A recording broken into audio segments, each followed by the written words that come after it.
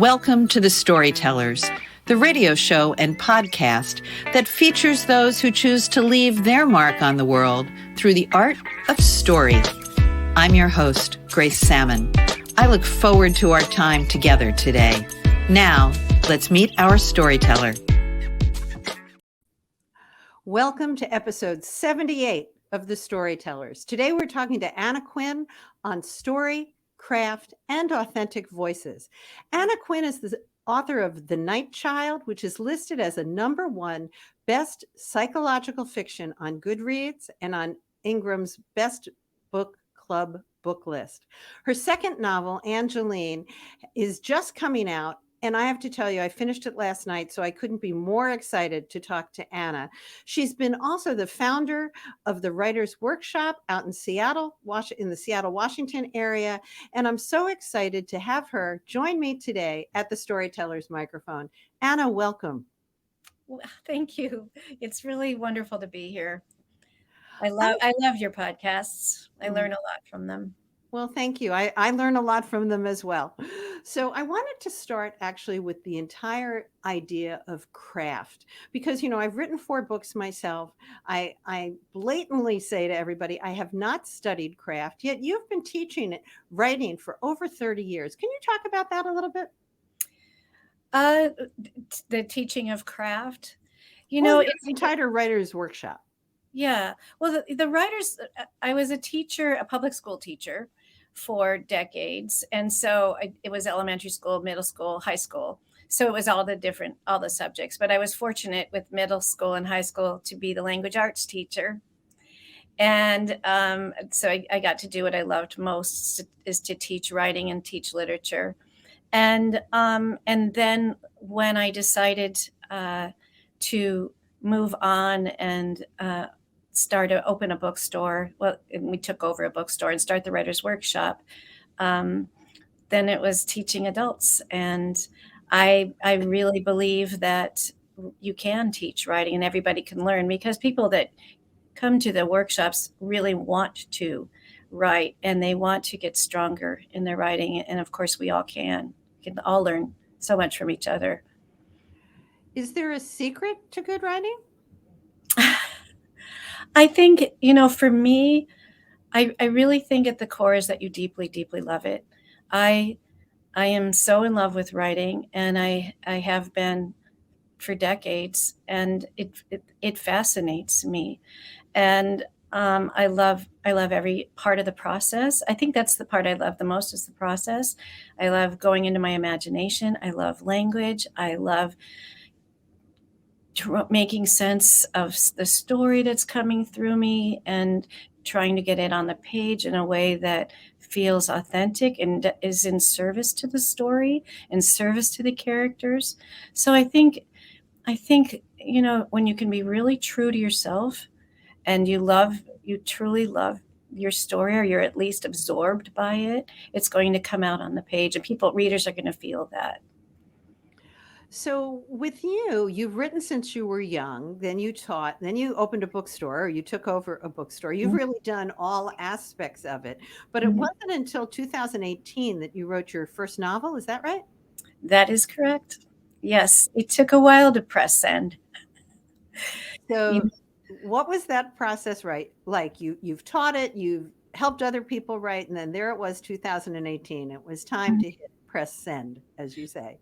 Yes. Well, with The Night Child, I had been working on that while I was teaching middle school and high school and as a memoir.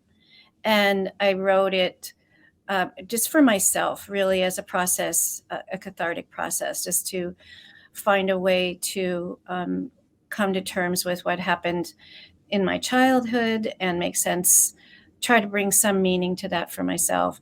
And I got to a place. I decided if I haven't finished this by the time I'm 50, then I'm going to take a sabbatical and work full-time on writing. So I turned 50 and I had not finished the story. So that's when I took a sabbatical. We moved up to Port Townsend and I began writing full-time and until I opened the bookstore. But there came a point in writing the memoir where I felt like I needed something more from the story. I needed to look at it differently. And I began to experiment with different forms, because I know that form can bring up such different content. Poetry can bring up a different part of the story. Essay can bring up different parts of the story. So I experimented with each of those, and each offered me something. But it was when I moved into fiction that the whole story opened up, and I felt the flow was there. The story came out. I discovered that piece of my mind that had been shut down, and it opened up. So after that, then the story, The Night Child, happened all from that point as a novel, only took about a year. And then at that point, I went through writing groups, had editors, got an agent, publisher, and the rest just kind of kept moving. You make that part of it sound easy. Oh, it only took me. It is not. I know it's not. That's why I wanted to go back to it. Oh, I wrote it in a year. I got an agent. Then that part, but there were the 10 years before it. And it's a very dark. Night Child has very challenging, dark moments, scary moments. Yes. And that's part of the reason that it took a while, because you do want to pace yourself and be gentle with yourself while you're exploring those areas. But that part was very, very challenging. And the publishing process is extremely challenging. So no, you have to have a lot of patience and persistence. I couldn't agree with you more. Talk a little bit about landing an agent, because that's a big dialogue these days about agented, not agented work. But I still think it's most authors' fantasy, at least, to get an agent. So could you talk about your road to getting an agent? Yes, I very much wanted to go the traditional route and have an agent, because being a bookstore owner, especially, and running workshops, I saw both sides of the equation, with the difference between self-publishing and having an agent and a team. And I knew energetically I needed a team. So I decided I would try for an agent. And that part, for at least 9 months, I treated as a job. When I wasn't at the bookstore, I had spreadsheets. I researched agents. I used agentquery.com, and I looked for agents that read literature similar to mine, that stories that I loved. I looked for the agents that also loved those kind of stories, because I knew my audience would be not necessarily a wide commercial mass market audience. But and then I started, I worked really hard on my query letter, and then I made a commitment to myself that every Friday I would send out 10 query letters. And if after sending out 30, I didn't get a hit, I would revise my query letter. I did what Amy Tan, I think it was Amy Tan, who said, if after 250, then revise your novel. But I was fortunate within, it was about 3 months where I had an agent. I had several. I had 3 agents ask for full manuscripts. And so I worked through the process with them, and eventually chose the agent that felt like a really good fit for me. Thank you for that detail, because I think that the discipline you showed is really part of that secret. It's not sending out 150 letters and just waiting to see what comes back. It is the discipline of every Friday you're going to do this, you're going to revise, you're going to target. So thank you for that. Now I want to jump right in, because you also said something that piqued my interest about not necessarily mass market with Night Child, which I can't wait to get back to, by the way. But last night I finished Angeline, and am absolutely delighted with it. So tell our listeners first about the story in general, and then I've got lots of things I want to talk with you about. Okay, well, the story is about a young woman who survives a tragedy, a car accident that kills her entire family. And she joins a cloistered convent, and she's living in Chicago. And she decides at that point to devote her entire life to praying for the suffering of others. And there comes a point after 6 years where the archdiocese runs out of money to keep the convent open. And she is sent to a very radical convent in the Pacific Northwest on an island. And this is where she has to face her past and come to terms really with her own self-limiting, kind of rather diminishing thoughts. So that's kind of the first layer of it. And then underneath, it's really about finding beauty in the broken places and belonging and why we believe what we believe. It's about the willingness to let go of what no longer serves us. It's about a community woven by women and women breaking free and living lives, fully realized lives of their own that aren't transcribed by men. So, where does that wisdom come from? Because it's such a delight to read your book. You know, I grew up Roman Catholic. I visited nuns who lived not cloistered but semi-cloistered. So I was right there with you. And then there's this transformation that happens. So where does that inner wisdom come from for you? Do you learn that through the writing? well, I really tried to get to know Angeline, and she came to. I grew up.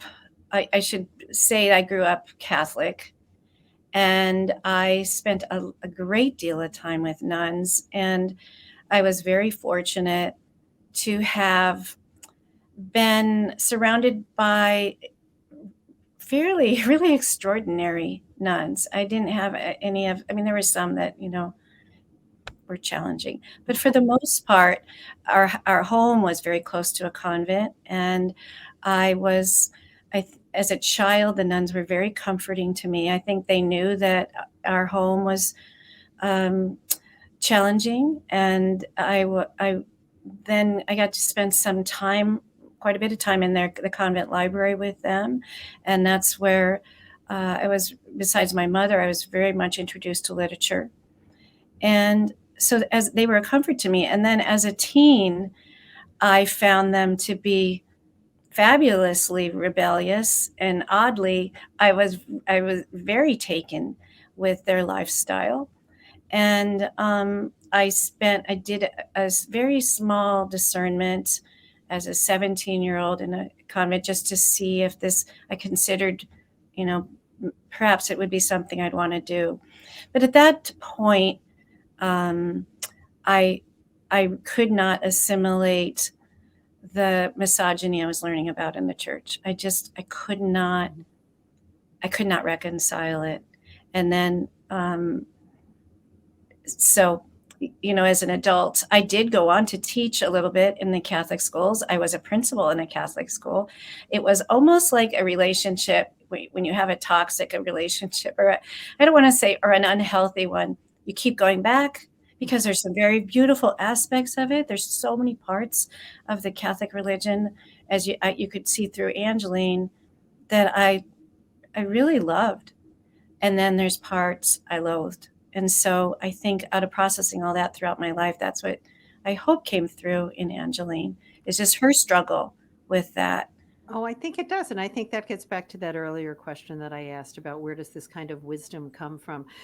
There were certain lines in the book that I loved. You described one of the nuns as the glorious Steinem of nuns.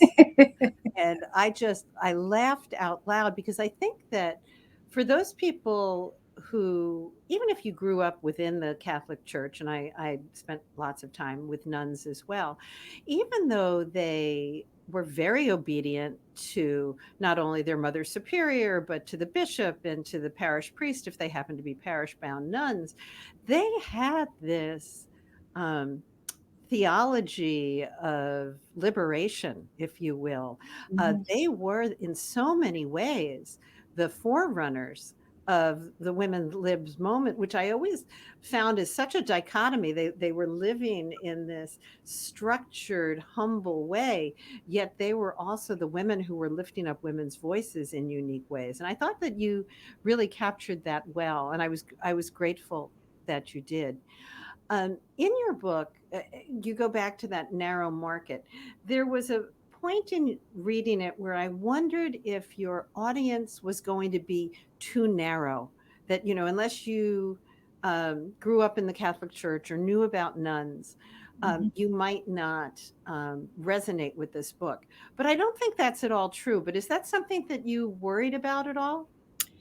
Um, I really challenge myself to not think about the market while I'm writing. I think it's a very slippery, dangerous slope, and I think it can block your creativity. So I just try to stay very true to the story that's coming through me, and I really trust it may resonate with whoever it resonates with, that's who it resonates with. And I really teach myself to be okay with that. I think because there are larger threads in this, I think the themes of survivor's guilt, the themes of how our identity is shaped through, especially with grief and loss. I mean, really, that's such a big theme in Angeline, is how does she deal with this loss of her family, and how does she move forward? And I don't want to. It's hard to talk about a book people haven't read because you spoil it. But there's a reason she has such guilt about losing her family. So it's very much about that, and many of us have gone through loss, clearly, and are grieving beloved family and friends. So it's how she decides to navigate that. And in the beginning, she really kind of sentences herself to that cloister. That it Yeah. feels like, even as a writing it, and even as a reader, I would feel like she sentenced herself to prison. The thing that was interesting to me, though, in writing it and trying to get out of her way, is that she needed to do that. So it wasn't for me as the writer to say what I hoped she would forgive herself. I hope she would open up, but I had to still stay with her, and she needed to do it the way that she was doing it. I love that you talk about the story coming through you. There's also, I can't remember if it was in a review or maybe within the book itself, that where you really talk about how it's both harrowing and healing. And I liked that juxtaposition of how we can be so broken and yet we find this way to heal. One of the things, in my own book, The Eves, I talk about is this whole idea of constantly being reinvented. And Mhm. that's such a theme in your book, this reinventing of ourselves. And sometimes that's thrust upon us. Angeline certainly doesn't want to wind up in this other convent. But talk a little bit about that as a theme. That her moving beyond where her Well, I constriction. think everybody evolves in the story, which is one of the delightful things. That one of the pieces I love is your epilogue. I thought your epilogue was brilliantly written, so we do know where different characters that we may have lost touch with at certain points in the book wind up. Mhm. So I get a sense that transformation and reinvention was very important to you in this book. Is that right? I was hoping that that would happen for Angeline. As the more I got to know who she was, it was, I'm not sure where she would be without Sister Josephine in the very beginning, because Sister Josephine, over time, the 6 years that she was with Angeline in the cloister, clearly picked up on the fact that this wasn't a healthy place for Angeline. She she knew that she wasn't in there for the right reasons, really. because, to become a nun, you go through the very intense psychoanalysis and questioning, and people, you want to be in there for the right reason. And I think for that reason, and also that Sister Josephine loved Angeline and wanted her to heal and knew a little bit about her background, she knew to send her to this new place and required of her to take this leap of faith into a place that she might never have chosen on her own. And so I learned from that is sometimes we don't ask for help. We don't even know that we need to ask for help. And so that's where the people around us are so critical in helping nudge us or work with us so that we might try a different way to understand our grief. Well, your story is, if I had to write one word, it would just be so compelling. It was such a compelling story.